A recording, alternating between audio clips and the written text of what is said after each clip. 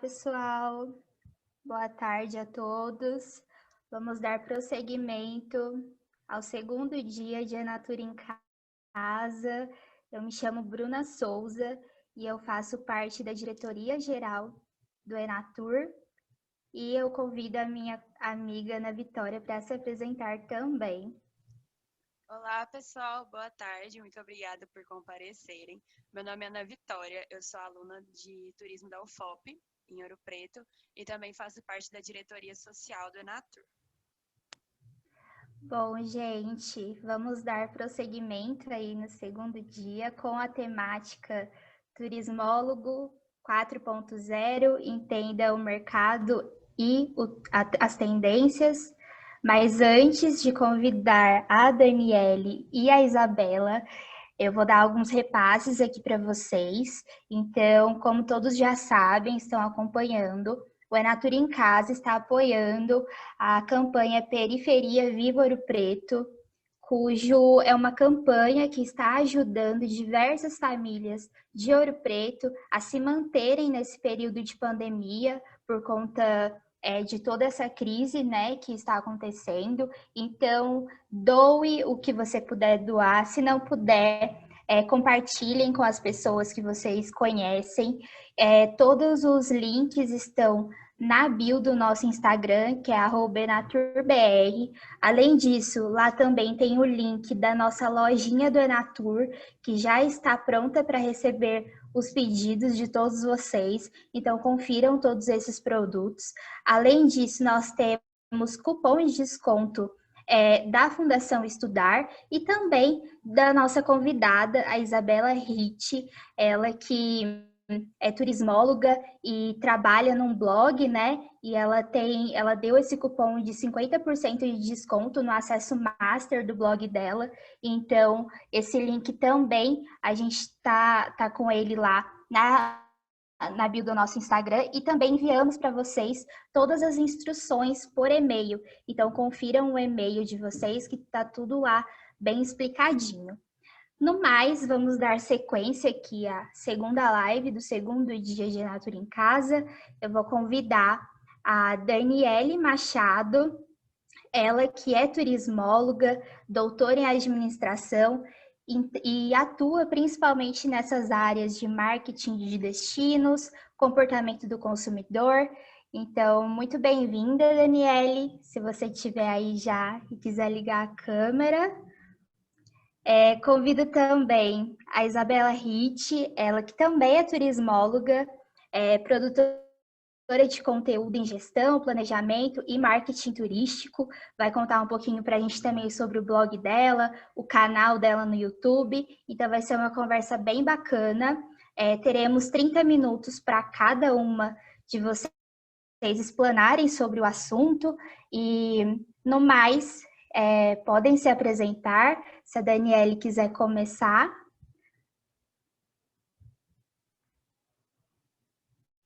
Tá mudo. Peraí.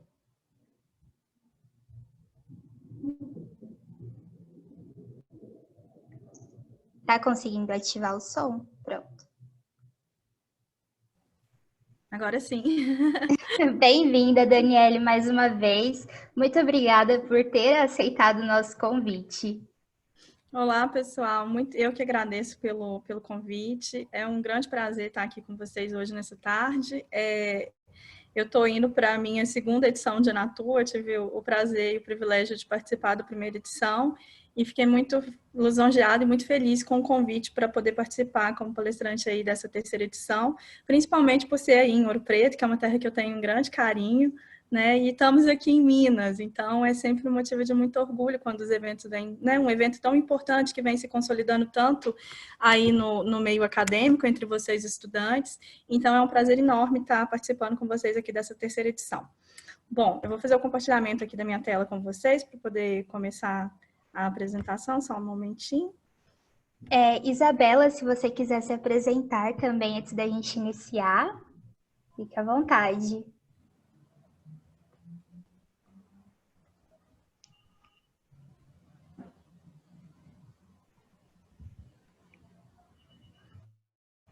Peraí que eu tô... Isso. Então, gente, boa tarde. Também quero agradecer pelo convite. Não vou me alongar muito, não, mas eu sou turismóloga desde 2003. Já trabalho no setor desde 98. Então, minha carreira ela foi muito dentro do mercado, né? Então, eu trabalhei na iniciativa privada, fui diretora executiva do Circuito do Ouro durante 11 anos. Desde estagiária, né? Fui estagiária, cheguei a diretora executiva, saí, voltei, fui morar fora, enfim. E hoje eu tenho o blog, eu produzo conteúdo para esse público nichado mesmo, que é o profissional, o estudante, o turismólogo, né? Quem atua, não é um blog de viagens, é um blog de gestão, planejamento e marketing turístico. Eu também sou colunista do Estado de Minas, de turismo, então toda terça-feira sai a minha coluna de turismo, que é onde eu dou uma abordagem mais voltada para educar as pessoas sobre o turismo, sobre como viajar, e não é uma coluna para dar só dicas de viagem, eventualmente acaba que isso acontece, mas não é o objetivo. E um podcast que eu tenho no Spotify também, sobre gestão de turismo. Mas aí, na hora que chegar a minha vez, eu dou mais detalhes. Passa a bola para a Dani. Compartilha com a gente. Dani, fique à vontade. Eu preciso que vocês habilitem o compartilhamento de tela. Ah, sim, só um minutinho.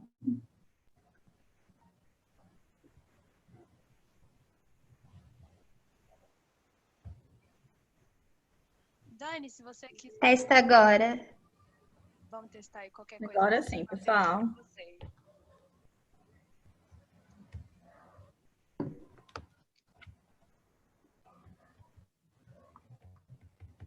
Vocês estão conseguindo ver, gente? Ainda não. E agora? Não.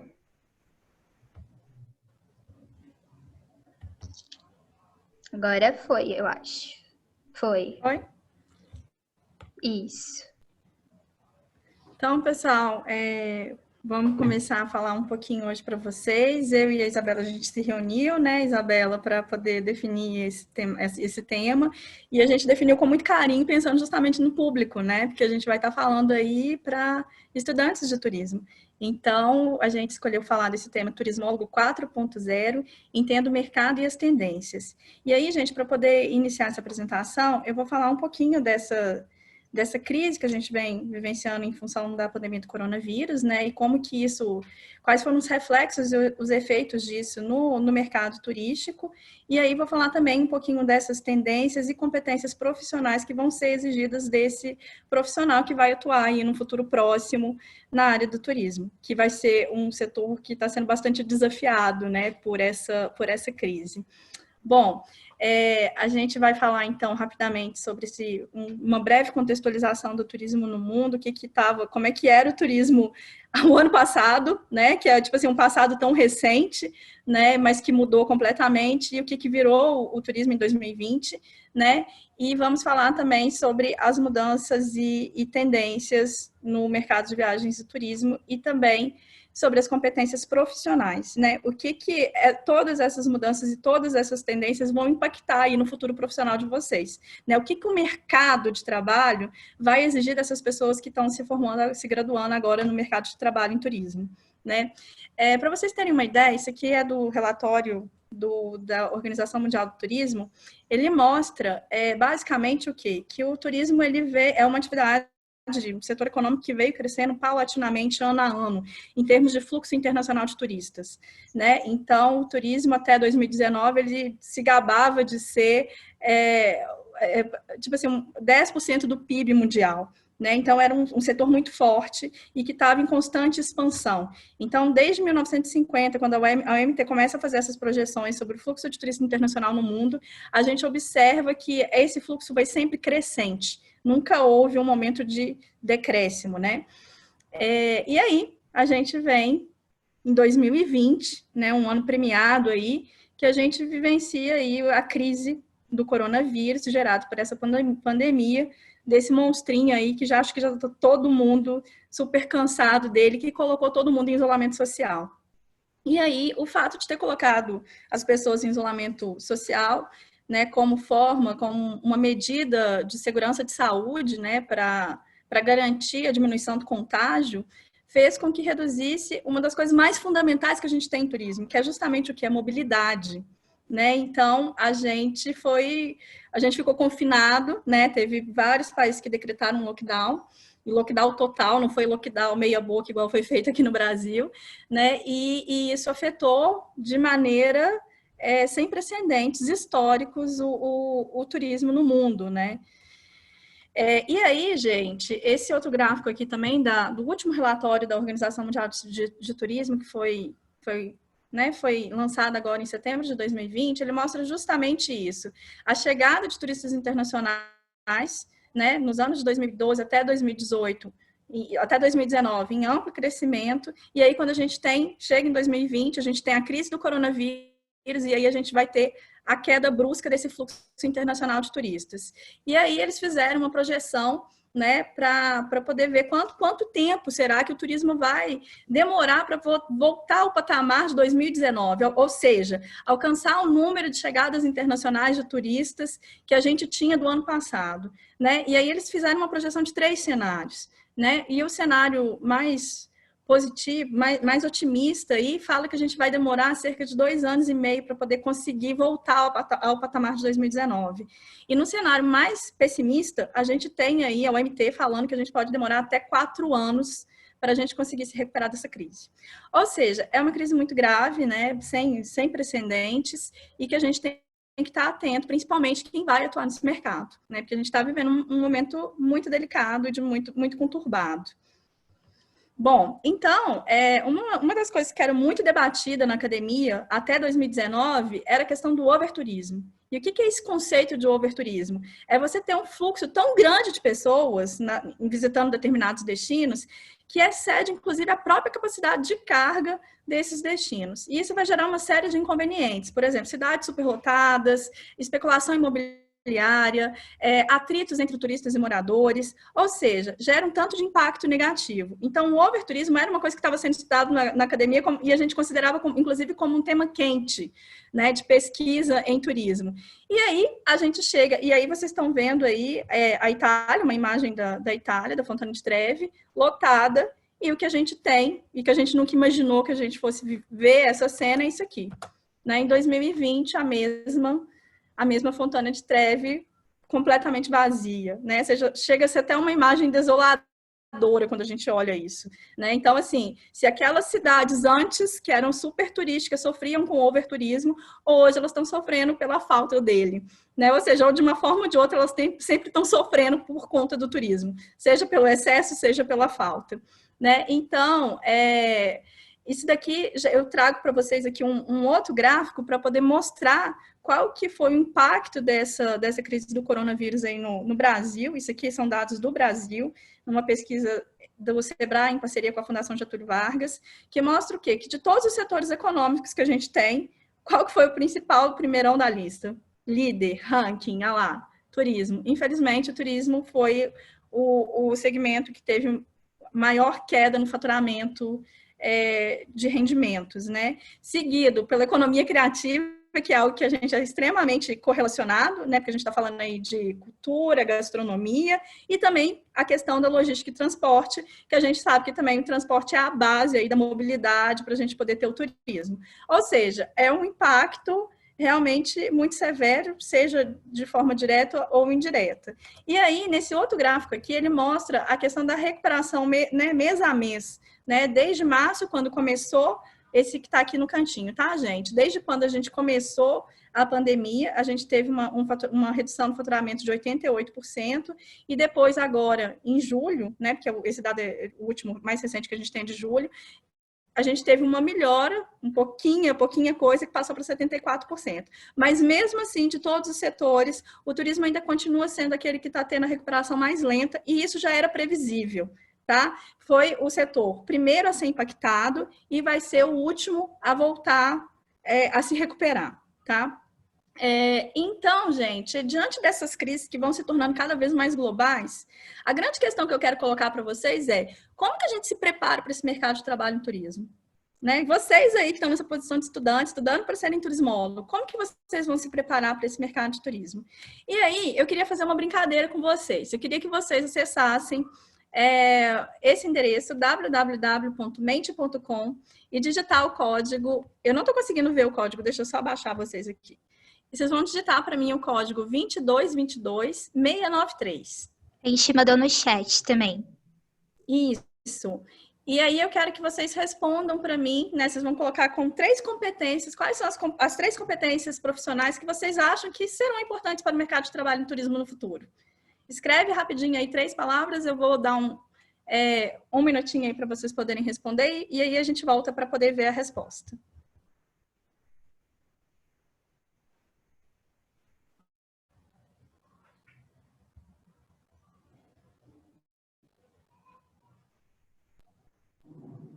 E aí, pessoal? A maioria já conseguiu ir? Vocês me ajudam, meninos, a monitorar como é que tá o pessoal? Sim, claro. Tá ok? Já posso mostrar o resultado? Vamos ver o que vocês responderam? Tô Vamos curiosa lá. para ver. Olha, tem uma galerinha aqui no chat já respondendo. Então vamos lá, olha só. Vocês estão conseguindo ver a minha tela? Sim. Então, Sim. tá. Então, ó, as palavras que estão maiores são as palavras que vocês mais citaram. Então, teve muita gente que falou criatividade, flexibilidade. Ô, Daniele, a tela com isso não está aparecendo. Não, então deixa eu voltar aqui para poder compartilhar. Tá.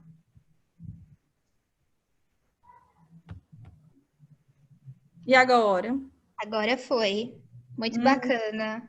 Então, vamos ver aqui, ó, esse mapinha aqui, o que está colocando aqui para a gente. Essa nuvem de palavras. Então, ó, vocês estão falando comigo que as principais competências profissionais que vão ser exigidas de vocês é a criatividade, a inovação, flexibilidade, empatia também apareceu forte. E vocês estão cobertos de razão. Parabéns! É isso mesmo, gente. E a criatividade é uma das coisas que eu vou, inclusive, destacar aqui na minha apresentação. Então, acho que isso já é um meio caminho andado. Significa que todo mundo já está sabendo o que o mercado espera de vocês e imagino que todo mundo está correndo atrás disso, né? Deixa eu voltar aqui para minha tela. Vocês estão me vendo? De novo? Para o PowerPoint ou não? Sim. Ainda não. Agora sim? Sim.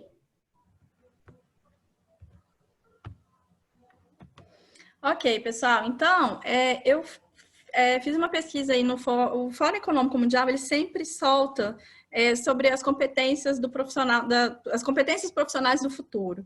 E aí, os top 10 de competências profissionais para 2020, 2022, ele faz essa listagem, né? E aparece pensamento analítico e inovação, que foi uma coisa que vocês responderam, aprendizagem ativa, estratégia de aprendizagem, criatividade, originalidade, iniciativa. Então, olha, observem que, inclusive, eu até marquei de vermelhinha a criatividade aqui. Vocês acertaram em cheio.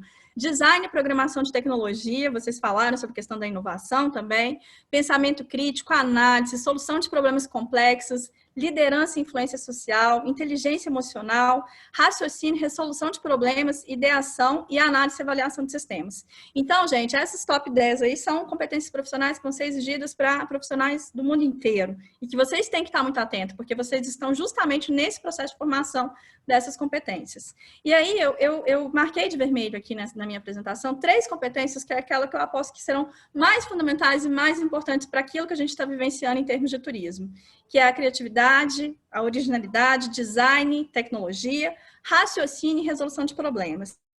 E aí, gente, eu vou conversar com vocês sobre como que essas competências profissionais, né, que principalmente essas que eu marquei de vermelho, elas vão ser importantes e vão ter uma ligação muito grande com essas tendências globais, tá? E aí, dentro dessas tendências globais, eu vou destacar algumas, que é a questão da saúde e bem-estar. Evidentemente, se a gente está no contexto de pandemia, a questão da saúde e bem-estar vai ser uma coisa que já estava em voga essa tendência e que foi super acelerada com a questão da pandemia, né? Da mesma forma, a questão da sustentabilidade, porque a gente também está passando por uma crise ambiental, né? Então, a questão da sustentabilidade também está se tornando algo importante. A gente está vendo aí queimadas no Pantanal, aquecimento global. Então, desde a Eco 92, lá no Rio de Janeiro, que esse tema da sustentabilidade é um tema que vem sendo debatido e que vem ganhando mais força em função do agravamento dessa crise ambiental.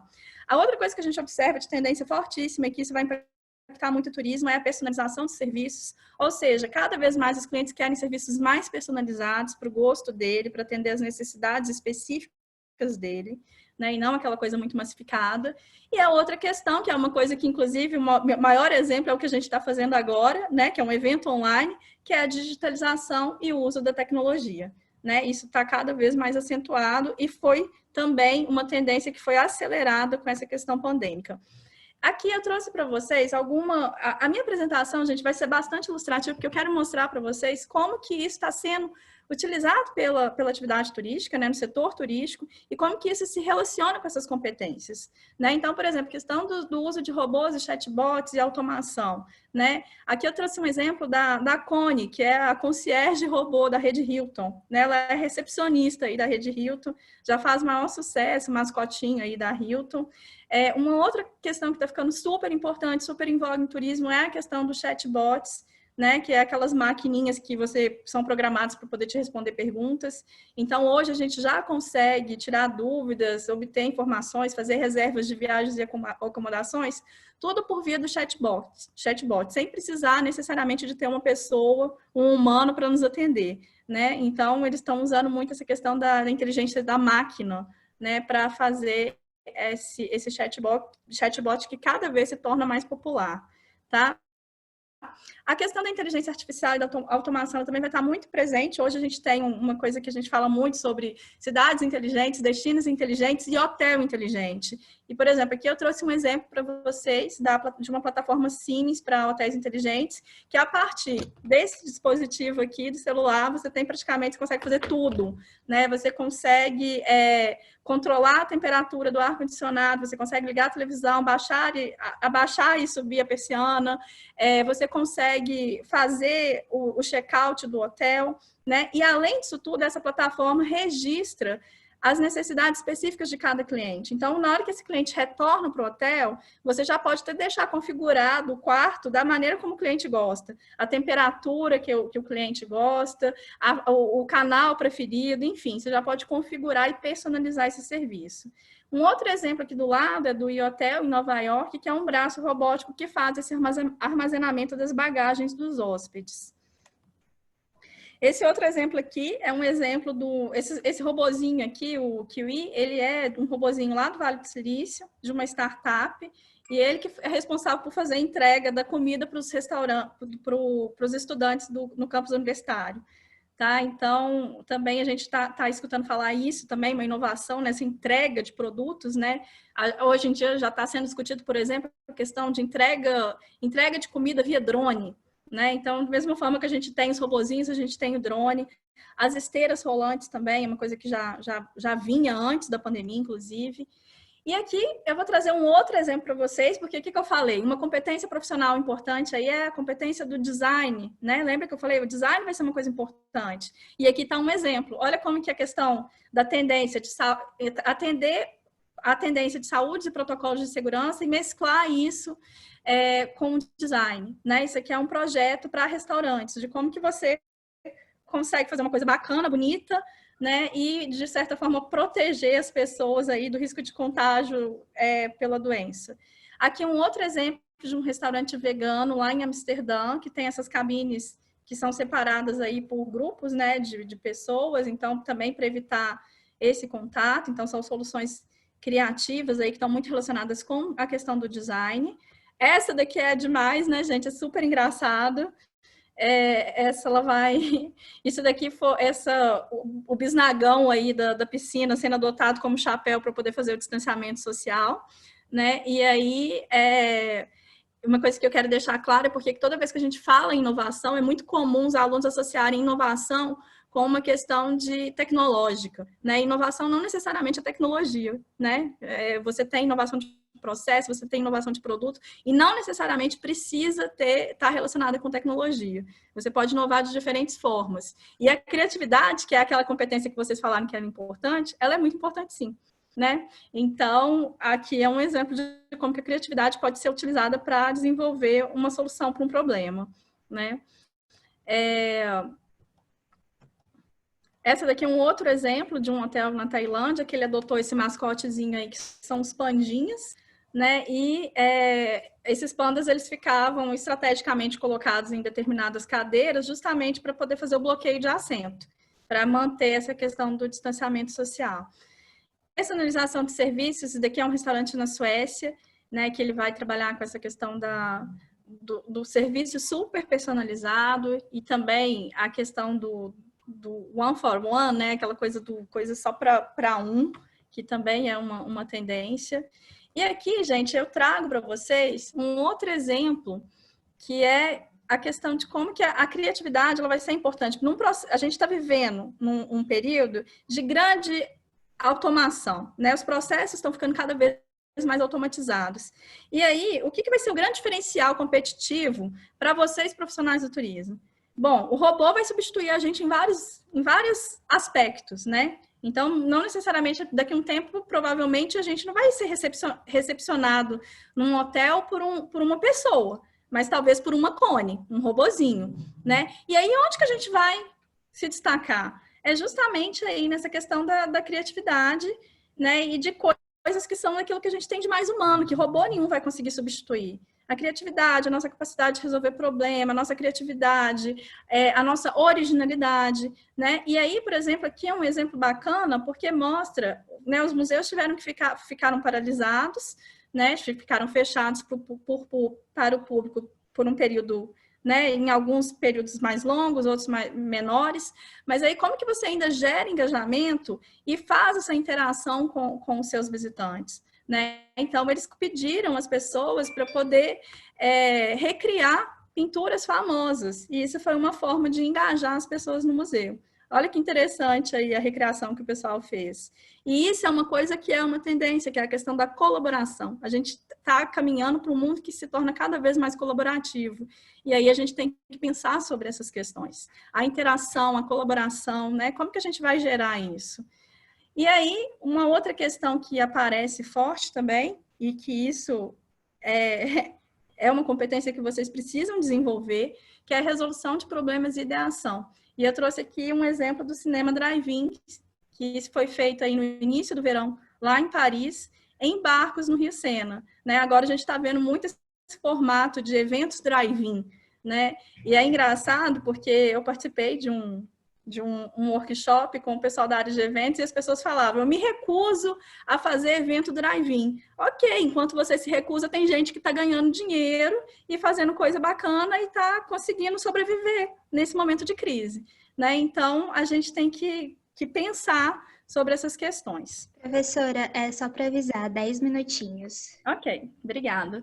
Gente, e aí, um outro exemplo que eu trago para vocês é um super bacana, que eu destaco como um exemplo aí da questão da sustentabilidade, da resolução, né, a tendência de sustentabilidade, junto com a resolução de problemas complexos, que é o Paris 15 Minutos, que é um projeto que está sendo desenvolvido em Paris e também em outras cidades da Europa, a Itália está fazendo isso também, que é você o quê? Você criar, você reformatar a cidade de forma que as pessoas consigam ter tudo o que elas precisam, as coisas básicas, as necessidades básicas sejam atendidas em 15 minutos, seja 15 minutos a pé ou 15 minutos de bicicleta. Tá? Então, você ter escola, você ter o seu trabalho, você ter hospital, o seu lazer dentro de um raio aí de 15 minutos, tá? E esse projeto é interessante, gente, porque ele faz, inclusive, a gente repensar o próprio modelo de cidade urbana que a gente planejou, que é um modelo que está se mostrando totalmente insustentável e que não nos oferece qualidade de vida. E aí é interessante porque o que acontece? Eles fizeram um estudo lá em Paris e eles observaram que 66% do espaço público é ocupado por ruas, para carros, não para pessoas, tá? E esses carros individuais, eles movem apenas 17% da população. Faz sentido isso? Você ocupar 66% do seu espaço público para 17% da população? Né? E aí, quando a gente se faz esse tipo de pergunta, a gente começa a pensar em soluções. E aí vem esse projeto dos 15 minutos, que transforma ruas para carro em ruas para pessoas, que garanta sustentabilidade, qualidade de vida, verde, revitalização, né, reflorestamento, enfim, uma série de questões aí que estão sendo discutidas. Bom, pessoal, uma outra tendência que dentro do turismo está muito forte, uma ferramenta que eu, inclusive, vou recomendar para todos vocês começarem a utilizar, é a ferramenta do Google Trends, que a partir das tendências, das palavras, dos termos de busca que as pessoas usam para fazer a busca no Google, é possível você visualizar, né, perceber algumas tendências aí de mercado. E aí o Google trouxe, nesse último relatório deles, falando que o interesse de busca que aumentou muito foi a busca por virtual, né? Aumentou 500% desde janeiro, que foi quando começou a pandemia. E, evidentemente, isso se refletiu no turismo sobre formas virtuais de viajar. As pessoas estão buscando essas formas virtuais de viajar com uma presença cada vez mais importante do que da presença online, da busca online, até para fazer o planejamento das viagens. Então, eu não estou discutindo aqui se turismo virtual é ou não é turismo, dentro do conceito que a gente tem atual de turismo, mas isso é uma tendência. Tá? O turismo virtual é uma coisa que veio para poder ficar. E ele tem sido muito utilizado pelas organizações de marketing de destinos, inclusive para fazer a promoção desses destinos. Né? Então, essa presença online, esse turismo virtual, é algo que veio para ficar e que vai se consolidar cada vez mais. Tá? Outra coisa que está se tornando muito comum é a questão da realidade aumentada e da realidade virtual. Né? Isso já era uma tendência que existia antes da pandemia e que é uma tendência que vai ser acelerada em função da pandemia. Né? Aqui tem 2 exemplos para vocês poderem entender. A realidade aumentada, ela mistura o virtual com o real. Um exemplo disso seria aquele Pokémon Go, que acho que todo mundo conhece. Né? E a realidade virtual, ela vai trabalhar com tudo virtual mesmo. Né? Ela simula completamente o ambiente. São coisas distintas. Como que eu tô de tempo aí, pessoal? Eu tenho mais quanto tempo? Faltam mais 5 minutinhos. 5,5, para ser bem mais preciso. Então dá tempo, eu não preciso acelerar demais, não. Então, pessoal, sobre o mercado aéreo, vou falar rapidinho dessas tendências no mercado aéreo, porque foi um setor que foi muito impactado, né? Então, algumas tendências que estão sendo muito discutidas, assim, algumas são bastante polêmicas aí no setor aéreo, mas algumas eu acho que vieram mesmo para poder ficar. Uma delas é o uso de máscaras obrigatórias. Assim como cinto de segurança é um item de segurança obrigatório, é muito possível que mesmo que depois passe a pandemia, as máscaras também se tornem obrigatórias. Uma outra questão que eu não sei se vocês já ouviram falar é o tal do passaporte de imunidade. O que é esse passaporte de imunidade? É você ter essa comprovação de imunidade, ou que você já teve, alguns países estavam pensando isso, se você já teve o coronavírus, você pode visitar. Fernando de Noronha chegou a pensar nessa possibilidade, né? Então, você só entra se você provar que você já teve coronavírus. A outra questão é a questão da vacina, né? Em alguns países, a gente já tem isso, aquele que é o cartão internacional de vacina. Então, por exemplo, para você entrar em países da América Central, em alguns países, você precisa ser vacinado contra a febre amarela, senão você não entra. Então, muito provavelmente, essas questões sanitárias de saúde, elas vão ser mais monitoradas e vão ser mais exigidas aí no espaço aéreo, né? Uma outra questão que é importante aí é a questão das fronteiras fechadas, né? A gente tem vários países que fecharam, e aí alguns estão estudando a possibilidade de fazer bolhas de viagem, que foi o caso da Austrália com a Nova Zelândia, né? Porque como eles têm taxas de contaminação baixas, então o que eles fazem? Fecha para todo mundo, do mundo, e fica fazendo viagens internacionais só entre os 2 países, Austrália e Nova Zelândia. Eles chegaram a aventar essa possibilidade, mas depois voltaram atrás porque as taxas, a segunda onda da Covid chegou e aí eles reavaliaram isso. Né? Uma outra coisa que a gente vai ter é menos gente e mais robô. Então, por exemplo, a automação dos processos cada vez maior, né? Com self-check-in, sistemas automáticos de despacho de bagagem, desinfecção de passageiros e bagagens, e também a economia low touch, que é pouco toque, né? Então, por exemplo, a questão de pagamento por aproximação, sem utilizar cartão de crédito, sem utilizar dinheiro, né? Isso também é uma tendência de automação forte aí. Isso daqui, a questão do bloqueio do assento do meio, são algumas possibilidades de design. Olha como que o design, de novo, está sendo importante aqui. No setor de eventos, gente, a gente tem algumas tendências, que é a questão do home office, que é uma coisa que já estava acontecendo no mundo, né? Já tinha muitas empresas que estavam adotando home office, e aí veio a pandemia e de repente colocou o mundo inteiro para poder fazer home office. E aí algumas empresas estão percebendo o quê? Que fazer o home office é muito melhor em termos econômicos, se gasta muito menos, né? Gastos com aluguel, gastos com transporte, e aí o home office muito provavelmente vai ser uma coisa que vai ficar, né? Vai ser um legado aí do coronavírus. E aí, por exemplo, no caso, já até Nova York, eles já estão falando que a estrutura de Nova York vai ser mudada, porque está tendo muita migração, as pessoas estão saindo de Nova York para ir para cidades que são mais baratas e que têm maior qualidade de vida, né? Então, isso já está tendo um impacto lá fora e isso com certeza vai acelerar, tá?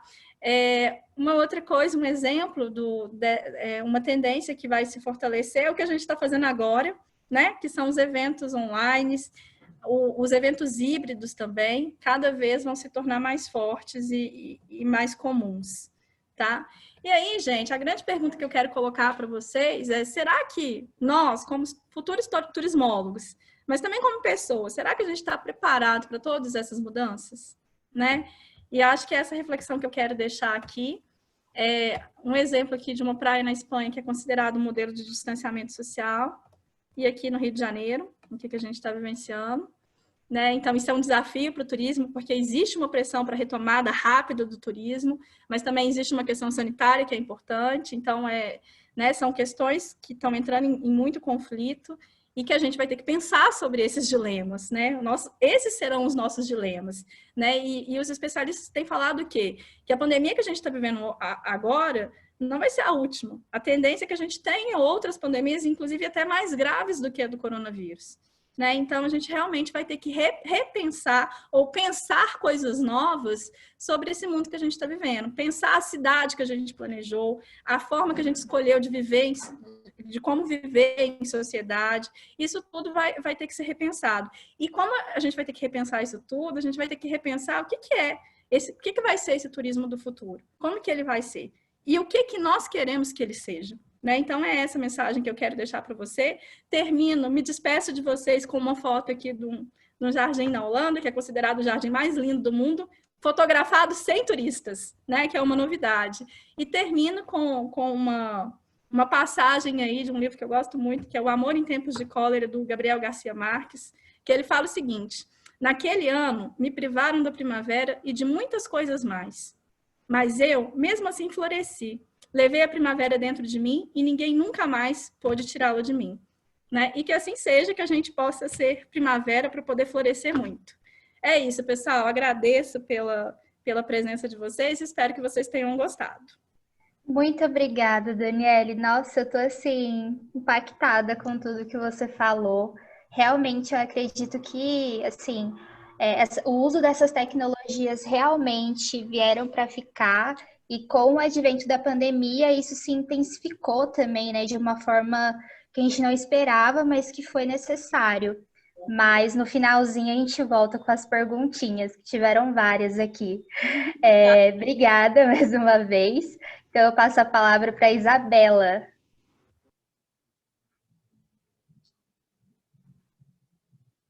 Tá dando para me escutar, gente? Sim. Eu posso compartilhar minha tela? Pode. A Daniele parou de compartilhar? Acho que sim. Pronto. Vamos lá, então.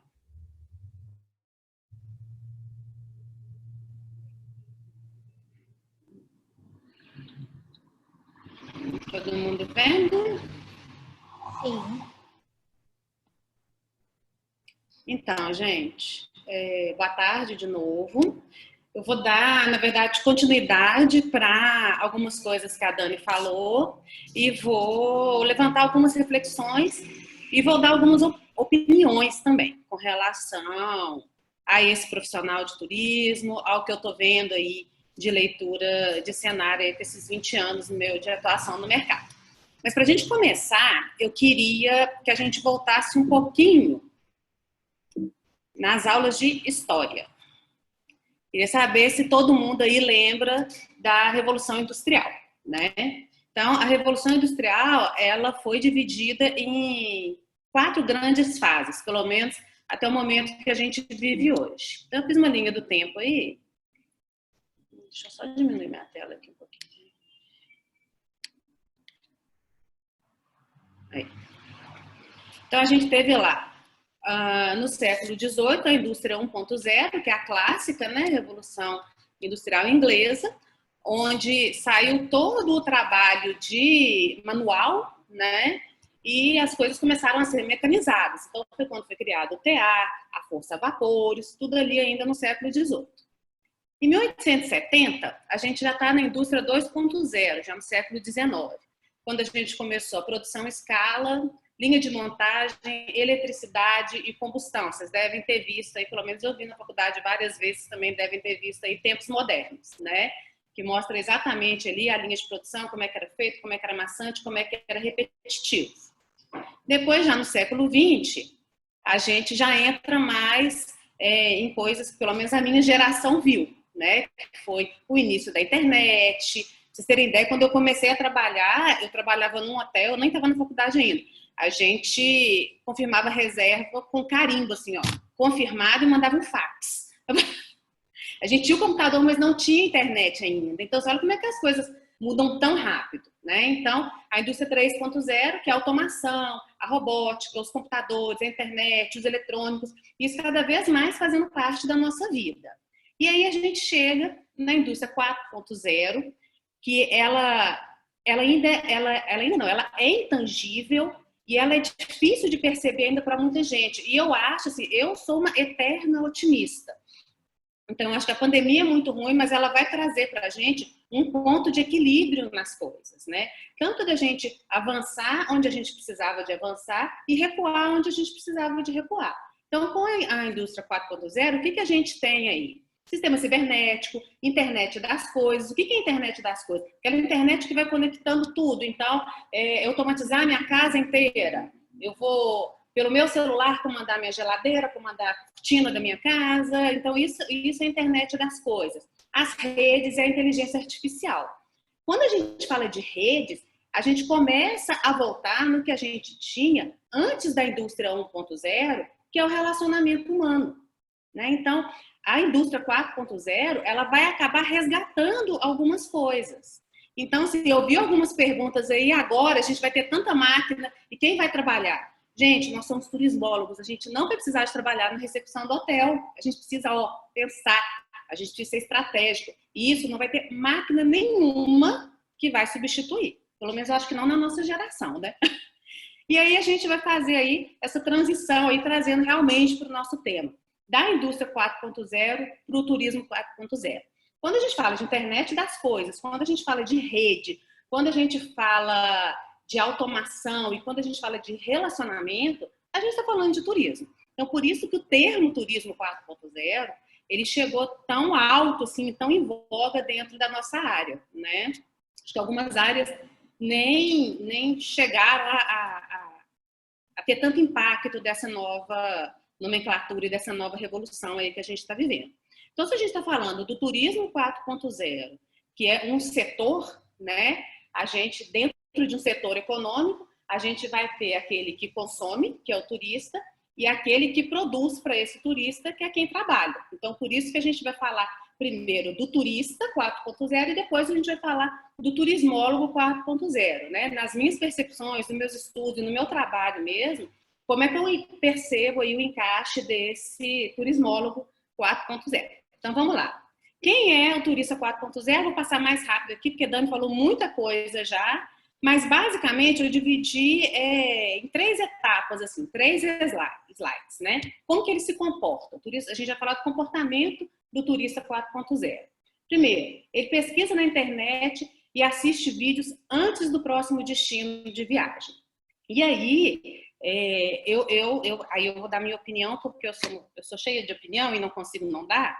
Para mim, o turismo virtual não existe, tá? Eu acho assim, tudo a gente tem mania na nossa área de falar, de criar segmentos, né? Então, a gente tem lá turismo cultural, turismo ecológico, eu já ouvi até turismo de necessidade, turismo... Não, gente, né? A gente tem que ter segmentação de mercado. E eu acredito que existam visitas virtuais, passeios virtuais, pesquisas virtuais, mas a atividade turística para acontecer, a gente tem que estar lá. Porque turismo ele vai envolver deslocamento, eu tenho que sair de um ponto e chegar a outro, eu tenho que vivenciar, eu tenho que pegar, eu tenho que sentir o cheiro. Como é que eu vou experimentar uma gastronomia se eu não sentir o cheiro daquela comida, se ela chegar para mim pacotada, sabe? Qual que é a experiência que isso vai ter? E a gente viu falando também, eu vou chegar nesse momento, que esse novo perfil, esse novo turista, ele quer experiências, né? Como é que ele vai experimentar pela tela do computador? Eu posso ver um destino maravilhoso aqui na minha tela, mas aqui em volta é a minha realidade. Quando a gente está falando de turismo, de viajar, a gente está falando justamente de sair desse ambiente, né? Então, assim, eu acredito que essas visitas virtuais, elas sirvam muito para complementar o nosso processo, eu colocando lugar de turista, né? O processo de construção da viagem. Esse é o novo comportamento, né? A gente vê aí como é que os agentes de viagem tiveram que se reinventar com o lançamento aí, com essa criação das OTAs aí nos últimos anos. Por quê? Porque comprar a viagem pela internet já é possível, né? Então, o agente de viagem, ele precisa ali de se reinventar, de oferecer realmente alguma coisa mais personalizada para conquistar esse cliente que o basicão ele faz. Pra vocês terem ideia, gente, eu não vou querer ficar denunciando minha idade, não já acabo falando coisa de velha, mas meu primeiro contato com o turismo, sabe o que eu fiz?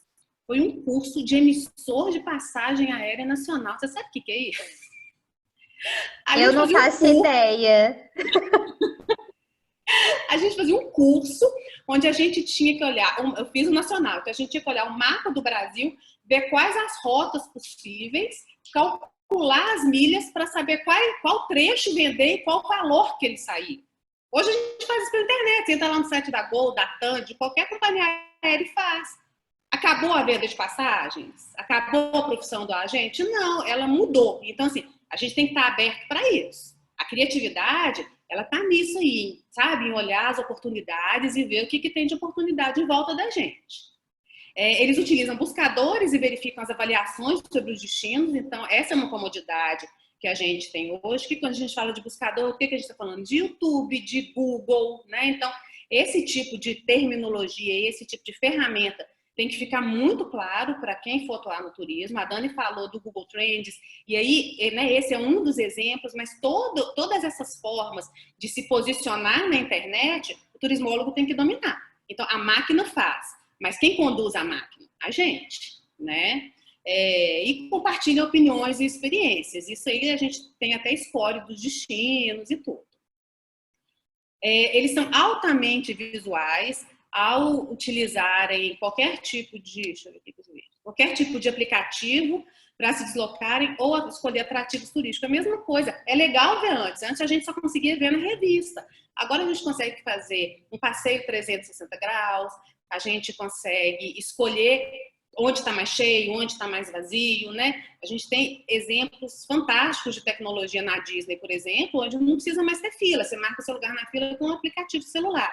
Então, esse tipo de tecnologia tem que estar disponível e a gente tem que estar antenado para isso.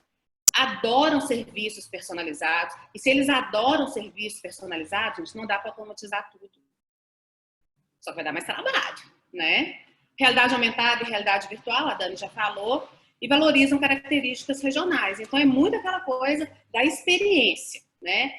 Não, eu não quero só ser espectador. Eu quero experimentar o que efetivamente acontece. E no último bloco aí as questões de sustentabilidade, de ambiente, de responsabilidade social. Hoje, não só para comprar um sabonete, para definir o que você vai fazer com o seu lixo, as pessoas, elas colocam ali na lista de escolhas dela, de prioridades, destinos e empreendimentos que já têm ações sustentáveis, que valorizam a responsabilidade social, né? E a gente tem como exemplo, por exemplo, turismo de base comunitária, que se não envolver as pessoas no destino, ele não faz sentido. A economia compartilhada, ou seja, hoje em dia a gente tem muito mais a vontade de utilizar os serviços, de experimentar, do que de comprar, né? Eu sou de uma geração onde todo mundo queria ter carro. Eu fiz 18 anos dentro do Detran. Eu sei que essa já não é a realidade. E já não é prioridade. Não é todo mundo que quer ter um carro, não é todo mundo que quer dirigir, porque hoje em dia a gente tem uma mobilidade melhor, a gente tem Uber, a gente tem táxi, a gente tem outras prioridades hoje, né? E aí, já passando para essa última também, que é conectada a experiências de mobilidade inteligente, né? Tempo é dinheiro, quanto mais tempo a gente tem para desfrutar no destino, melhor. Então, quanto mais e melhor eu conseguir me deslocar, melhor ainda. Então, esse é o perfil do nosso turista, né? A gente trabalhando com ele diretamente ou não. E aí, o que a gente tem aí de grande diferencial, que foram as perguntas, eu até anotei que o pessoal fez aí, como é que a gente vai fazer com esse tanto de automação? Qual que é a grande diferença? Quando a gente estudou Revolução Industrial lá, a gente tinha várias pessoas fazendo trabalhos mecânicos, que foram substituídos pelas máquinas, né? E essa máquina fazia o serviço, às vezes, de 10 pessoas. Então, 10 pessoas viraram uma máquina mais uma pessoa. Essa era a realidade da indústria 1.0. E agora, na indústria 4.0, o que acontece? A gente precisa de poucas pessoas para executar, para fazer a parte manual, porque para isso a gente tem máquina, mas a gente precisa de muita gente pensando. Por isso que às vezes a gente tem na área de tecnologia a gente vê isso muito claro, e na nossa área, se a gente conseguir começar a conquistar efetivamente o lugar que é de fato do turismólogo, a gente vai conseguir também. Eu vou chegar lá na frente aí, onde que eu penso que é esse nosso lugar. Uma pessoa para executar a parte manual, a parte braçal, e muita gente para pensar os processos, para pensar como as coisas vão ser desenvolvidas, tá? Então, na verdade, a gente teve aí só uma inversão. A gente continua precisando de muita gente trabalhando, mas essas pessoas precisam de ser cada vez mais qualificadas e cada vez mais especializadas no que elas vão fazer. Beleza? Tô falando muito rápido, tá indo bem, Bruno? É incrível. Vai me avisando do tempo, tá? Pode deixar. E aí, pra gente não deixar de falar desse bendito coronavírus, o que a gente pode perceber? O coronavírus, ele acabou acelerando alguns comportamentos, né? Pessoas, às vezes, mais idosas, que tinham uma grande, não restrição, mas qual que é a palavra que está me faltando? Resistência. Uma grande resistência com tecnologia, se viram obrigadas a utilizar a tecnologia para marcar um médico, para comprar uma comida, para fazer um supermercado, até porque eles foram o grande grupo de risco que a gente tem. E o que o coronavírus fez? Acelerou esse 4.0 que chegou muito mais rápido. Então, o que talvez fosse acontecer daqui a 5, 10 anos, está acontecendo agora, nesse ano. Então, a gente está nesse momento ainda trancado, ainda tateando como é que vai ser a retomada, mas de verdade, eu não sou pessimista. Eu acho que quem conseguir segurar a onda agora, quem conseguir ser criativo agora, a gente vai sair na frente, né? Na hora que a Dani mostrou lá o gráfico dela, mostrando que o turismo era o setor mais afetado, o que eu enxerguei nisso? Foi a primeira vez que o turismo foi tão falado. Ou seja, as pessoas começaram então a dar importância para o turismo. É ou não é? Então, beleza, bom pra gente. Vamos mostrar então o que a gente sabe fazer. Que a gente sabe fazer essa atividade econômica acontecer, que a gente sabe gerar dinheiro, gerar emprego, gerar desenvolvimento com o turismo. Eu penso dessa forma, né? Então, o coronavírus, ele trouxe esse avanço rápido aí na tecnologia, não do desenvolvimento da tecnologia, mas do acesso à tecnologia. Quanta gente aí que não tinha internet em casa e os governos tiveram de dar um jeito para essas pessoas terem, para essas crianças, adolescentes, terem aula remota, né? Aí, a partir daí, eles não viram mais a internet, é fato.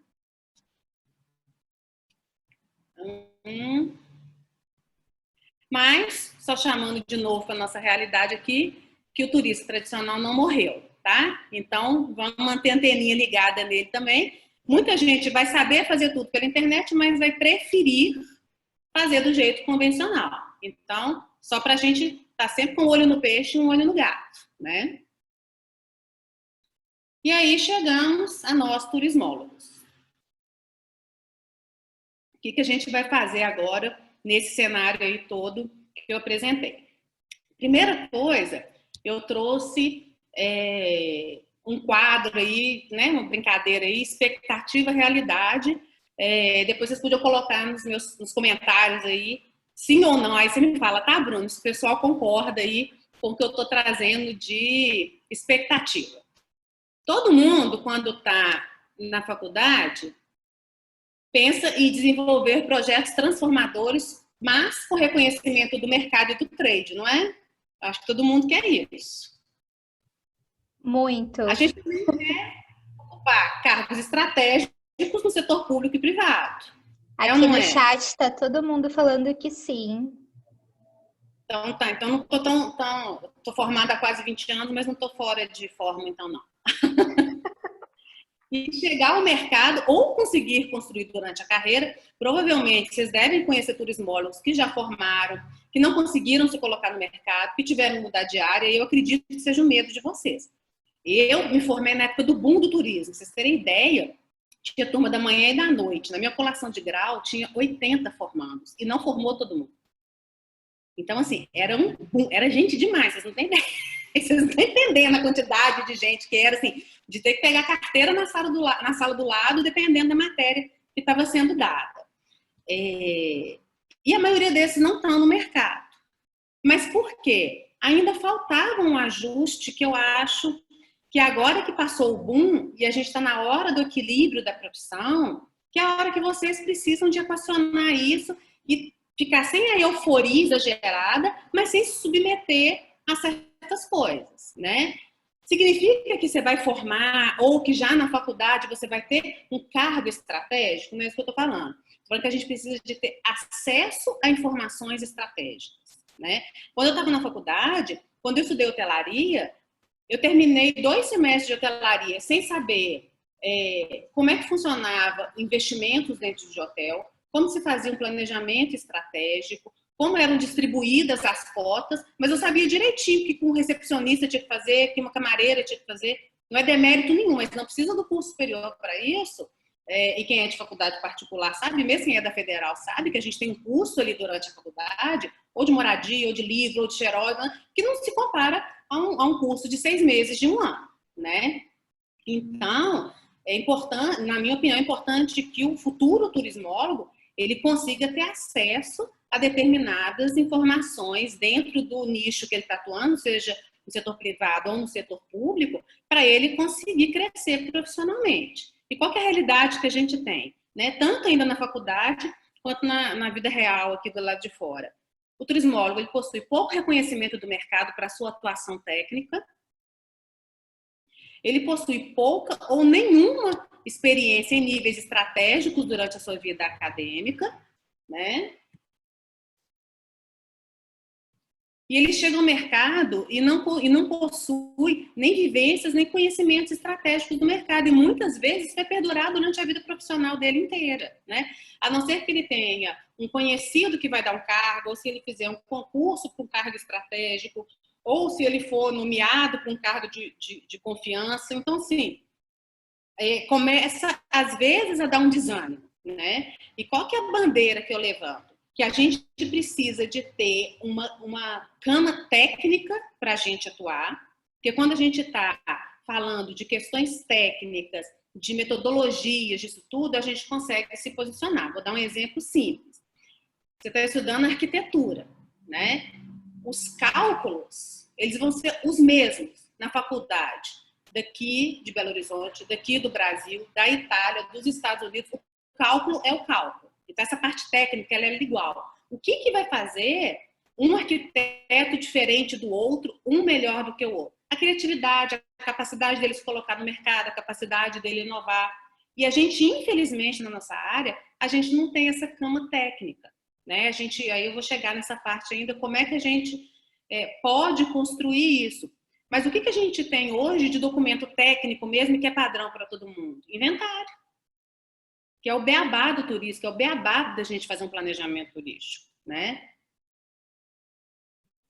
Bom, e aí, como que eu vejo essa transformação do turismo, né? Eu acredito que é possível e eu coloco aí esses 4 pontos muito importantes de relação mercado e universidades. Primeiro, uma união e uma padronização da atuação. Quando eu falo de união e padronização da atuação, eu estou falando de detalhamentos técnicos mesmo, sabe? Assim, qual que é o passo a passo para se fazer um plano municipal, para se fazer um plano regional? Qual que é a parte técnica que entra a atuação do turismólogo? Né? Então, isso daí é a primeira coisa que a gente tem. Não adianta a gente levantar uma bandeira se a gente não sabe qual bandeira que é essa, tecnicamente, o que a gente está defendendo. Buscar conhecimentos estratégicos, né? Isso aí eu estou falando desde o início e reforço, a gente precisa de conseguir ver o todo. Todas as produções de artigos acadêmicos, de tudo que for produzido dentro do ambiente universitário, ele precisa ser produzido para a academia, mas também precisa ser produzido para o mercado.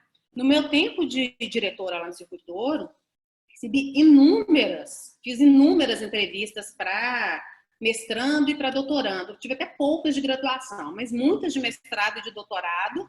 Muita gente que faz mestrado e doutorado em turismo não é turismólogo, vem muito da área da administração, era uma coisa que eu percebia também. Mas uma coisa que eu sempre percebi lá também era que eu nunca, em 11 anos de direção, eu nunca recebi um contato de nenhum estudante de turismo para falar assim, Isabela, o que o mercado está precisando? O que o Circuito do Ouro está precisando? O pesquisador ele já chegava para mim com o questionário pronto, sabe? E assim ele vai pesquisando. Será que o que está sendo produzido é efetivamente o que o mercado está precisando? Porque eu tinha enorme necessidade de produção acadêmica para embasar as decisões que eu tomava por lá. Eu acredito que assim deve acontecer em diversos lugares, né? Então, para isso, a gente precisa dessa padronização técnica e essa produção acadêmica voltada também para o mercado. Do mesmo jeito que a gente tem agora pesquisadores desenvolvendo uma vacina para o coronavírus, que vai afetar diretamente a nossa vida, o turismólogo ele precisa de produzir um conteúdo dentro da academia que vai afetar diretamente o setor, diretamente a atividade econômica do turismo, dos municípios, dos empreendimentos e das pessoas que viajam, né? E saber distribuir funções e entender o que não é papel dele. O que acontece com a gente? Acho que muita gente aí vai concordar comigo. Como falta essa padronização técnica, a gente acha que a gente tem que fazer tudo, né? E o turismo, ele é uma profissão que ele só sobrevive por interdisciplinaridade, né? O que eu quero dizer com isso?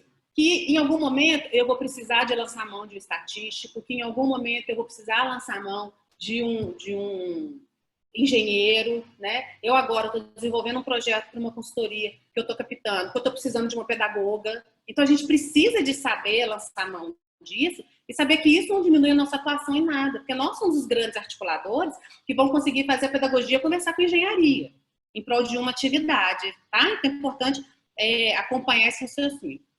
Palestra online é ruim porque eu não sei se vocês estão gostando e não estou vendo a cara de ninguém. Aqui do chat está todo mundo te elogiando. Ah. Ótimas reflexões. Eu tenho quanto tempo, Bruna?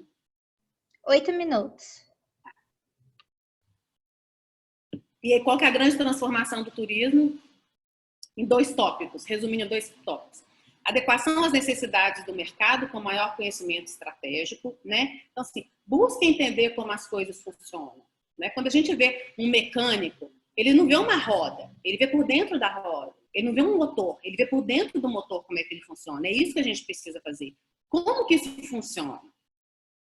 E depois, desenvolver projetos e iniciativas que atendam ao perfil dos novos turistas, tá? A gente está falando de turismo, a gente não pode perder de foco que o turismo ele é uma atividade econômica.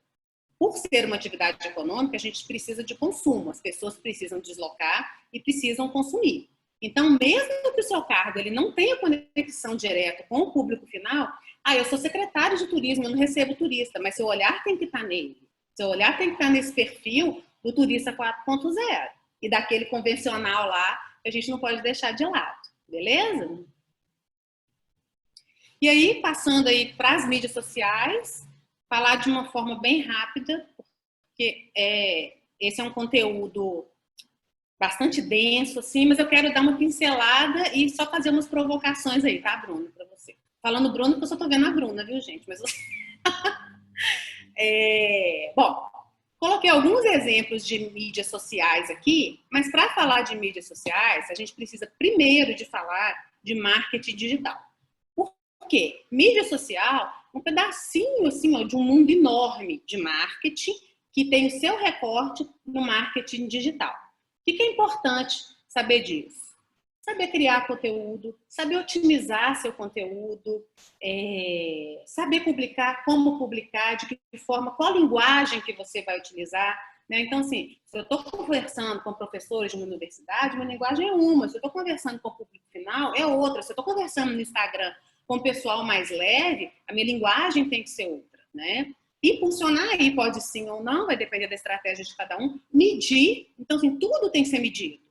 Se o marketing digital tem que ser medido, a nossa atividade ela tem que ser medida também. Trabalhar com links, trabalhar com SEO, e aí sim a gente está falando de um pedacinho ali que são as redes sociais, as mídias sociais.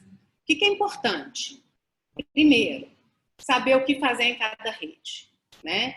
O que você vai fazer no Instagram, o que você vai fazer no Facebook, o que você vai fazer no LinkedIn, o que você vai fazer no Spotify, por exemplo.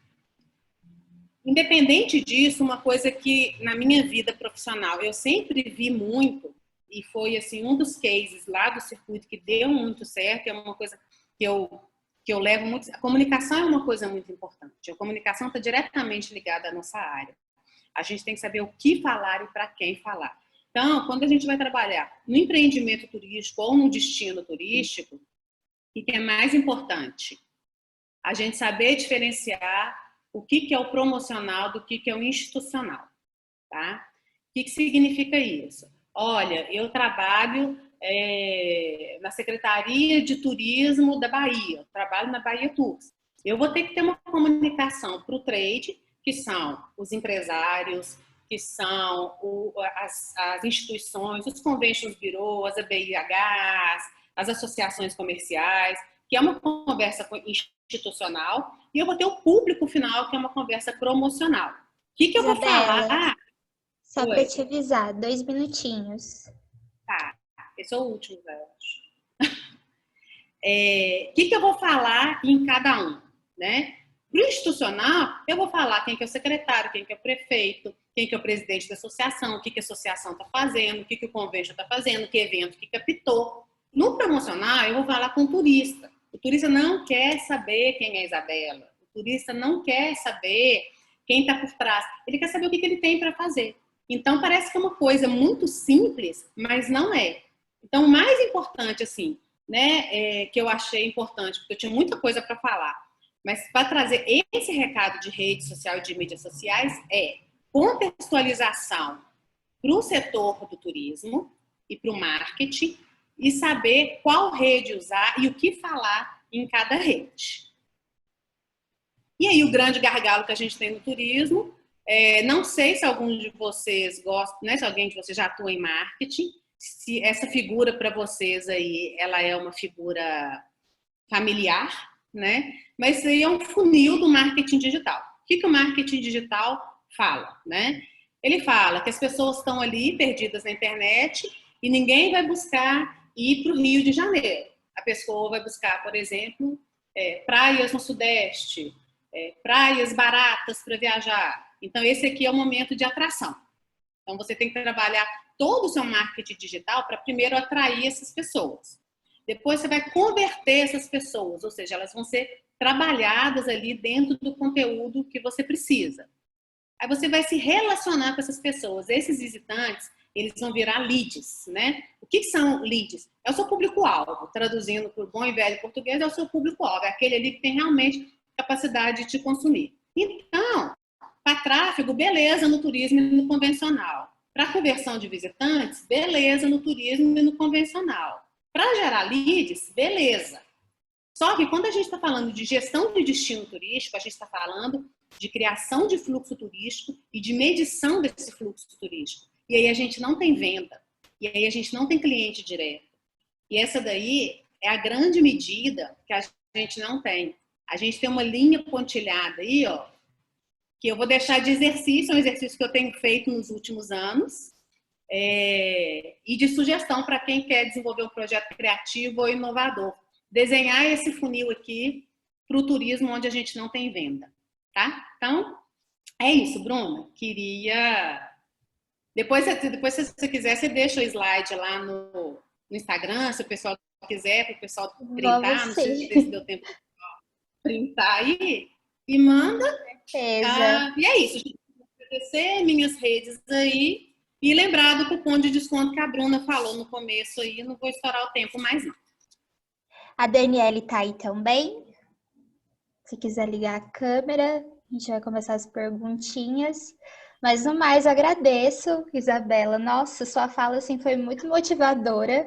Inclusive, eu tenho uma perguntinha antes da gente começar realmente. Na verdade, não é nenhuma pergunta, é uma dica mesmo. Eu fui acompanhando o chat ao longo da sua apresentação e algumas pessoas, né, falaram essa questão do turismólogo realmente correr atrás de outras possibilidades, né? Adquirir novos conhecimentos, só que muitos não têm poder aquisitivo para fazer isso. Então, eu queria uma dica, assim, tanto sua como da Daniele, como usar realmente todas essas estratégias, tudo isso que a tecnologia proporciona a nós, futuros turismólogos, a nosso favor, e também coisas que sejam gratuitas ou que tenham um valor menor para que a gente, ainda assim, mesmo não possuindo esse poder aquisitivo, consiga sair do ambiente acadêmico preparado para tudo isso que nos espera.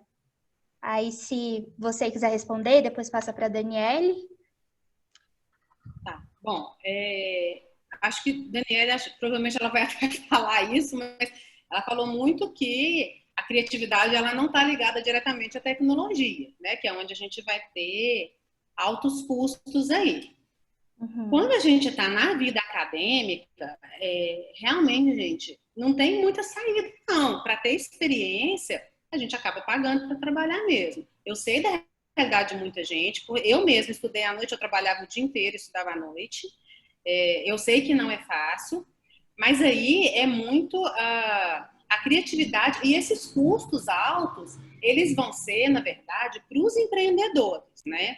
O que eu falo como turismóloga, como estudante de turismo e como não professora, eu acho esse ambiente aqui é um ambiente, eu acho, inclusive, para trabalhar junto com as universidades essas grades curriculares, essas temáticas que são abordadas, como que a própria universidade pode conseguir encaminhar o aluno para ter essa aproximação do mercado, mas uma aproximação mais estratégica, né?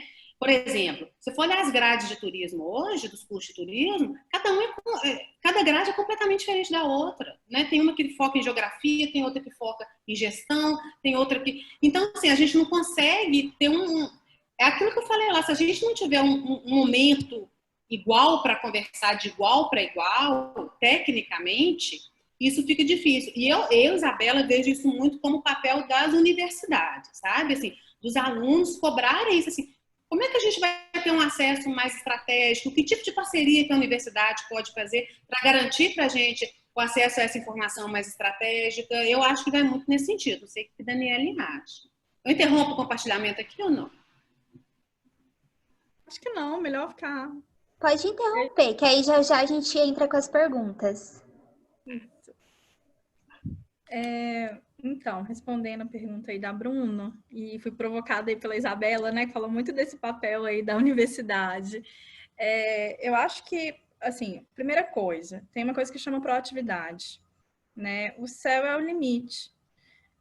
Isso é uma questão que eu sempre falo, você pode chegar onde você quiser, vai depender do seu esforço. Eu acho que isso é uma coisa que eu sempre aprendi desde 9, eu sempre tentei levar isso para minha vida e passar isso para os meus filhos. Então, assim, nunca deixe outra pessoa dizer que você não pode fazer. Né? Acho que é a primeira coisa, a primeira lição que eu acho que é importante a gente ter isso como valor de vida, tá, gente? Independente de qualquer coisa. Com relação à questão da academia, né, de como que você busca essa qualificação, outro dia eu estava até conversando com o meu marido, que também é professor da área de sociologia, e a gente estava comentando que, por exemplo, eu tenho uma filha de 5 anos, tá? E aí a gente estava falando, pensando como é que vai ser o futuro profissional dela. E eu falei, olha, ela não vai competir, não é com quem está em Belo Horizonte, que eu nem sei se ela vai estar em Belo Horizonte, provavelmente ela vai ser uma pessoa do mundo.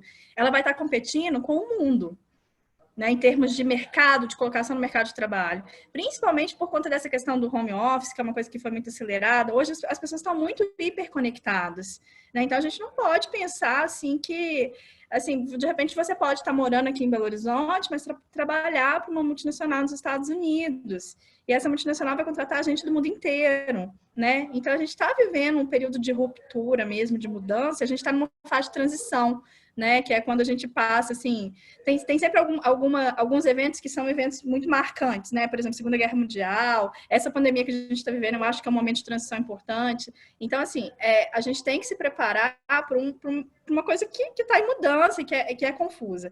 Com relação ao papel da academia, aí, eu acho que tem muita coisa que, assim, hoje em dia, o acesso à informação é muito amplo, né, gente? Tem vários, por exemplo, não sei se vocês sabem, mas tem vários cursos de Harvard que vocês podem fazer e que são gratuitos, né?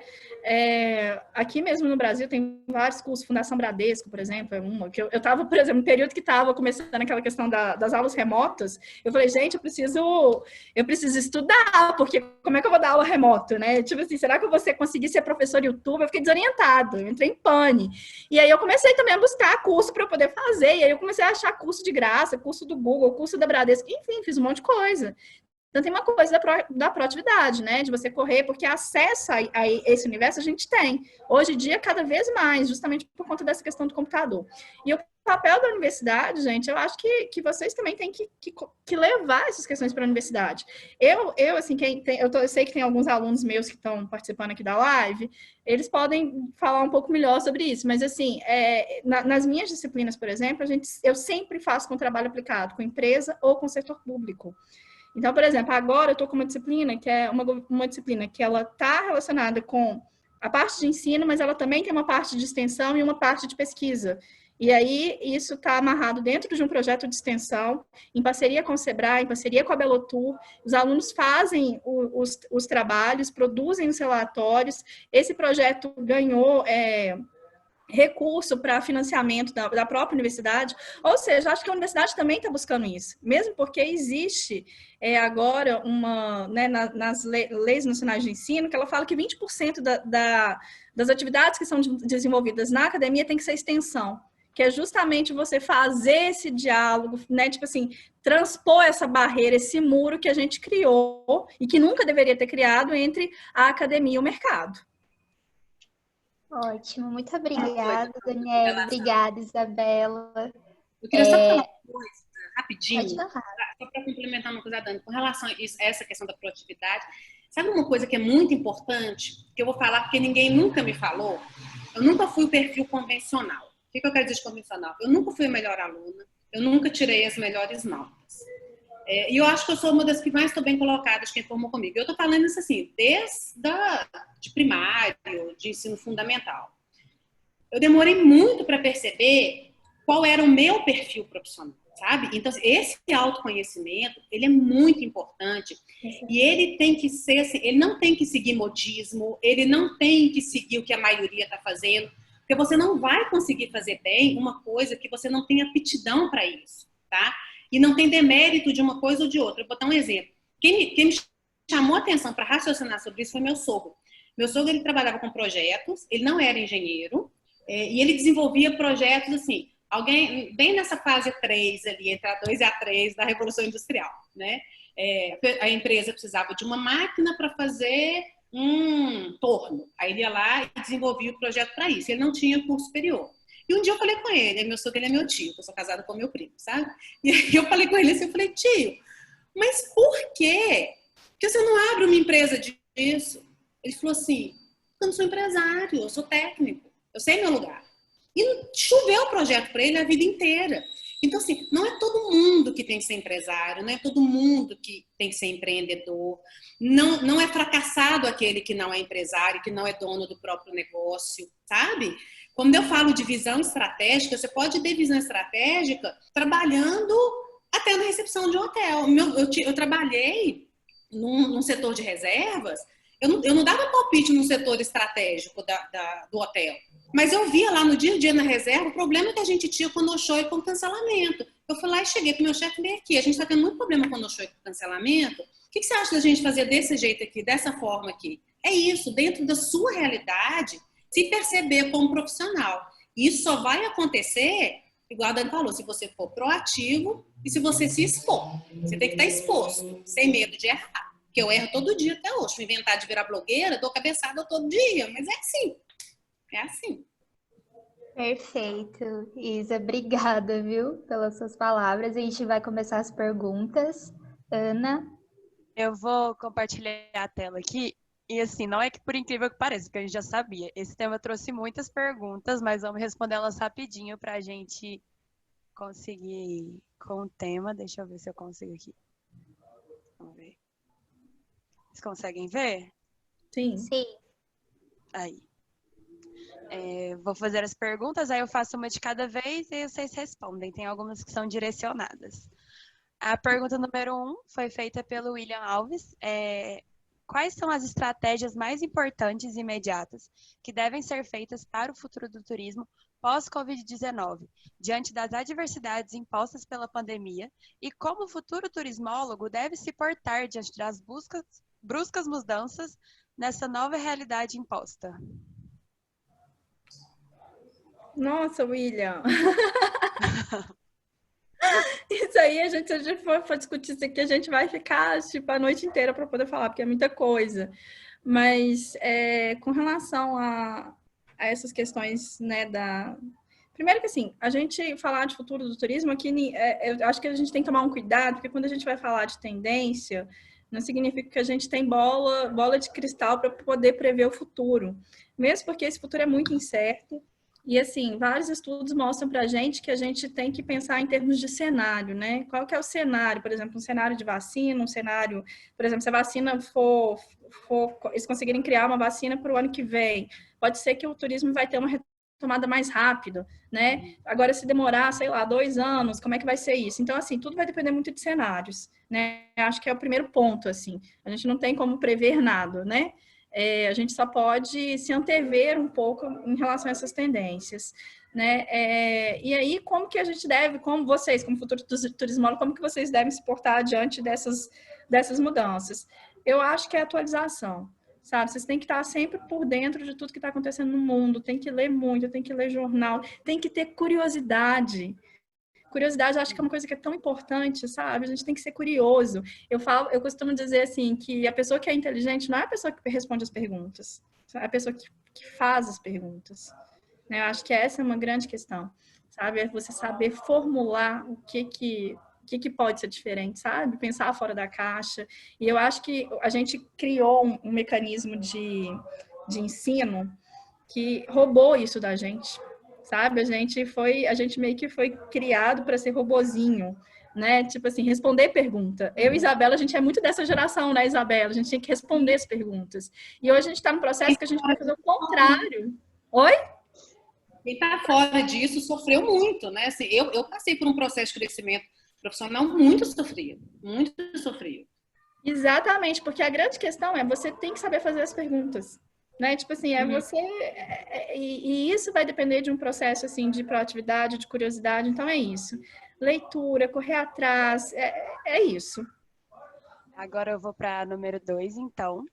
A pergunta número 2 é direcionada para a Daniele. Professora Daniele, como nos qualificar para conseguirmos adentrar nesse mercado pós-Covid, visto que é uma tendência a trocar a mão de obra humana por robôs ou aplicativos?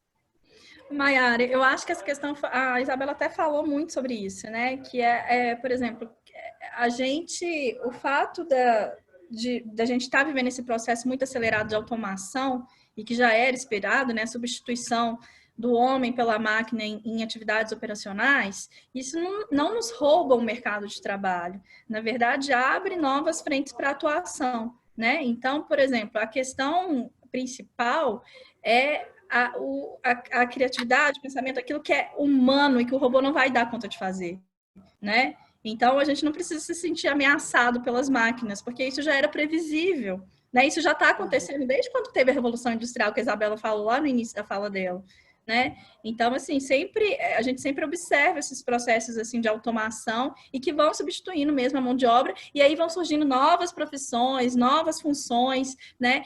Mas a gente sempre vai ter o nosso lugar, né? Então, vocês não precisam ficar preocupados com isso. Acho que vocês têm que estar antenados para essas mudanças tecnológicas, é importante fazer qualificação nessa área, mas isso eu não vejo isso em si como sendo uma ameaça, pelo contrário, né? Eu acho que é até uma oportunidade para a gente fazer de fato aquilo que a gente pode fazer de melhor, né? Que é igual a Isabela falou, a Isabela até colocou a mãozinha na cabeça, né, Isabela? Aqui, ó, é pensar, e é isso mesmo. Coisa que a máquina não vai fazer. Ótimo. Ana, última pergunta. Eu vou fazer a última, tem mais algumas que a galera fez, mas só para deixar claro para eles que a gente vai entrar em contato para tentar responder essas perguntinhas fora, para a gente postar nas nossas redes sociais. A próxima pergunta é da Bárbara Santos.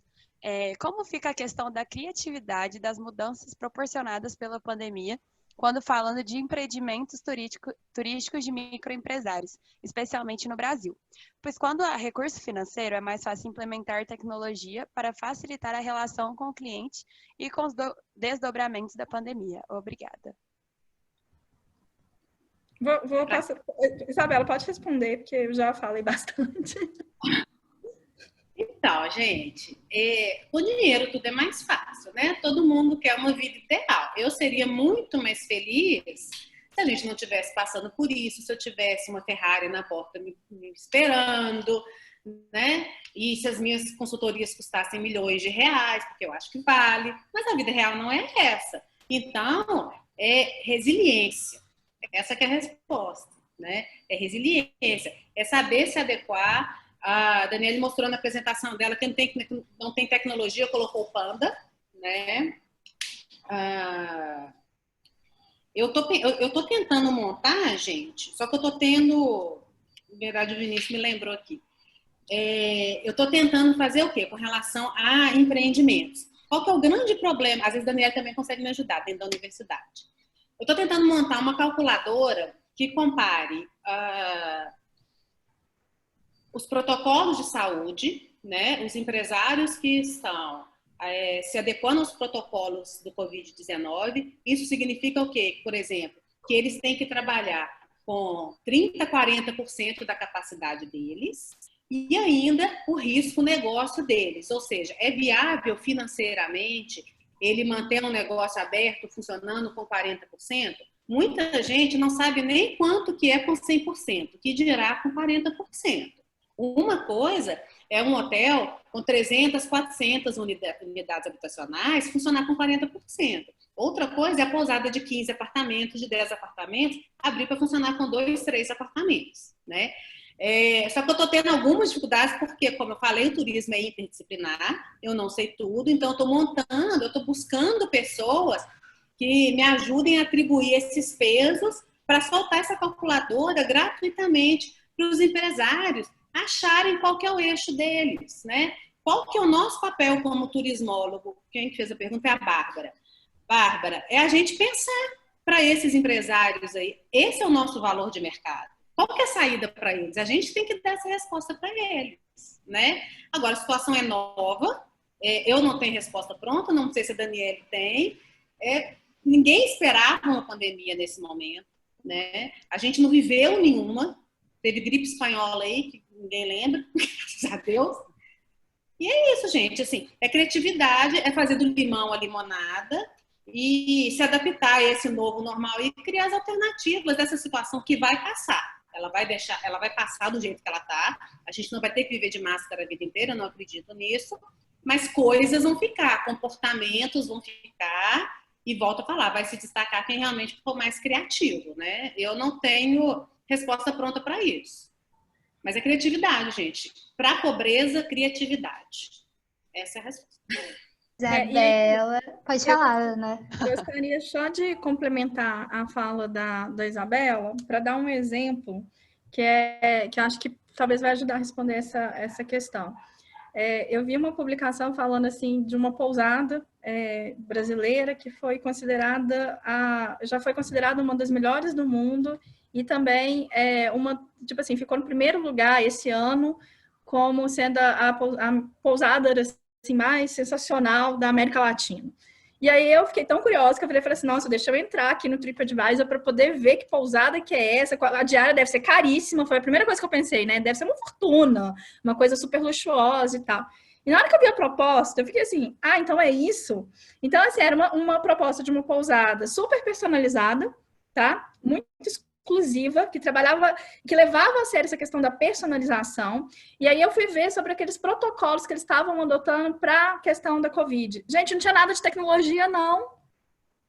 Nada de tecnológico. Era questão de limpeza, do tratamento, de fazer a reserva bloqueada, né? Então, por exemplo, ficou um hóspede hospedado agora, só vai ter uma nova reserva daqui a 72 horas. Ou seja, não tinha nada demais, não tinha nada de tecnológico. A proposta não era um hotel inteligente, não era nada disso. Era um hotel que estava baseado na questão experiencial, era um hotel uma pousada, não era um hotel, né? Uma pousada, que estava baseado na questão experiencial, que estava baseada no personalismo, né? Experiências super personalizadas, no acolhimento. Então, gente, a gente está vivendo... um período de transição é um período confuso mesmo, porque a gente está vivendo, de um lado, o extremo da automação da tecnologia, né, daquela super entusiasmo tecnológico, e de outro lado também tem a questão das pessoas buscarem aquela coisa que é mais raiz, sabe? A gente vive essas duas coisas, elas coexistem, né? Elas não vão deixar de existir. E aí, por exemplo, tem uma autora que eu gosto demais dela, ela esteve até com a gente num evento aqui em Belo Horizonte, que é a Gretzel, que trabalha muito sobre as tecnologias da informação e comunicação.